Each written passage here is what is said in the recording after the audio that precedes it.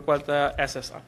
E um dia ponto não está o nomeamento de figura que está quizás chegando a um ministro ou político que que também faz para evitar que isso aqui não suceda, porque botar raia correndo quizás que não tem bagagem necessário para fungir em funciona aqui, quizás depois na mesma sabe como anda para manejar todo o fundo aqui.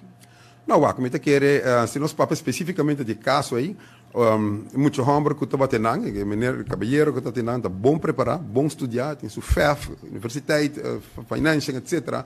Atrás do mundo de deporte, o coração na bom lugar.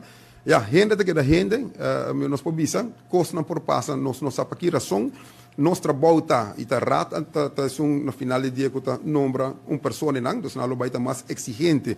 Meta quer moving forward agora aqui para o próximo que eu tenho bem e trova nós lamentar caso mas eu hope mas meta quer seguro o governo que vem trabalhar duro tour ministério vos pode nos tour caminho tour hora e projeto na avalanche meta contento sim com lo que passa aqui te caor com leo nos ano as trova stagna nada pero lo vai estar mais estricto pero trove universidade, finanças, bom coração para deporte, etc.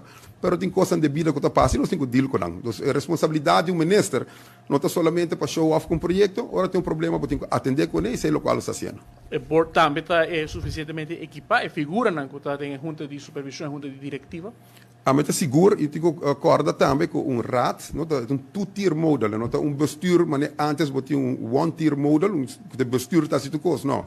O bestuur tem diretor que tem operation, e raad está controlar e raad não tem dentro do dia.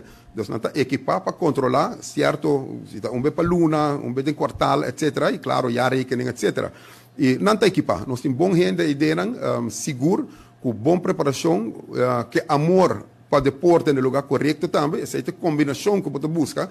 Não para desgapar, para buscar, por exemplo, o melhor diretor no mundo que não tem feeling para que o deporte, portanto, não está chega onde quer vai tampouco. Nós quer desenvolver deporte, nós precisamos estar acessível para por ter fundo disponível de uma maneira diligente para assim cada federação por lograr a meta não, agora bom, para trazer com a federação mais de 24 que está tem na meta não, cada um tem um campeonato, cada um tem uma seleção na tabela de diferente idade.